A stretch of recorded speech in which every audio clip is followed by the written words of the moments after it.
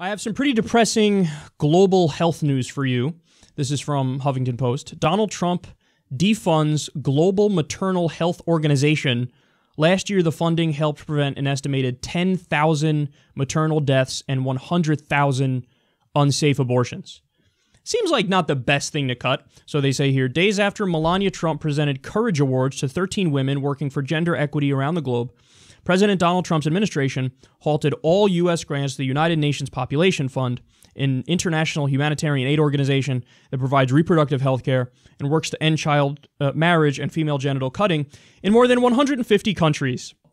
Trump's move will pull $76 million from the UNFPA, about 7% of its budget. In 2016, the funding provided access to contraceptives to 800,000 people around the world and prevented an estimated 100,000 unsafe abortions and 10,000 maternal deaths, according to the organization. At the Zaatari refugee camp in Jordan, for instance, UNFPA-supported health providers have managed to deliver more than 7,000 babies without a single maternal death. So, look, man, I'm one of those people who I'm genuinely skeptical of foreign aid programs, if only for the fact that we can't even get our own house in order here. Like when we have an infrastructure that gets a grade of D+, when we're falling apart, when half of Americans make $30,000 a year or less, I mean, it seems to me like you should prioritize fixing us before you're involved with doing some sort of aid internationally. But having said that, I mean, insofar as we should do international humanitarian aid, this is the kind of stuff we definitely should be doing. But no, they decide, the Republicans, and obviously Donald Trump leading them, well, let's go ahead and cut that. Meanwhile, at the same time, let's increase military spending $54 billion a year.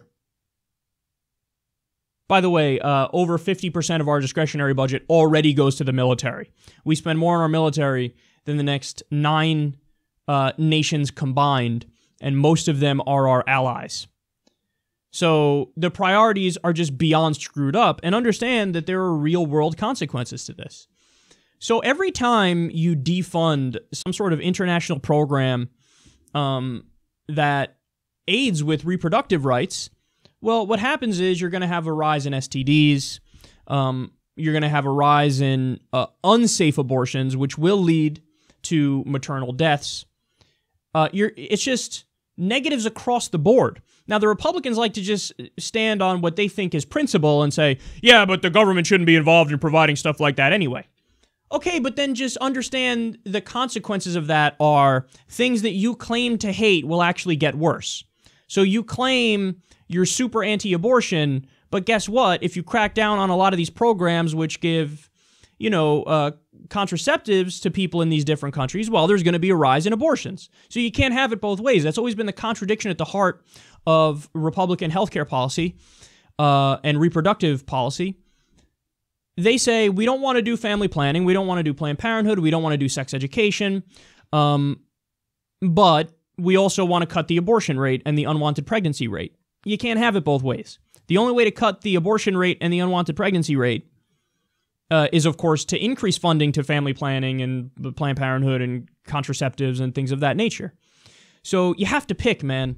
And they don't. They just say, we want to have our cake and eat it too, even though that makes no sense and it's not going to happen. We want to cut funding to all these programs and see a drop in abortions and a drop in unwanted pregnancies. Look, people will die as a result of this move.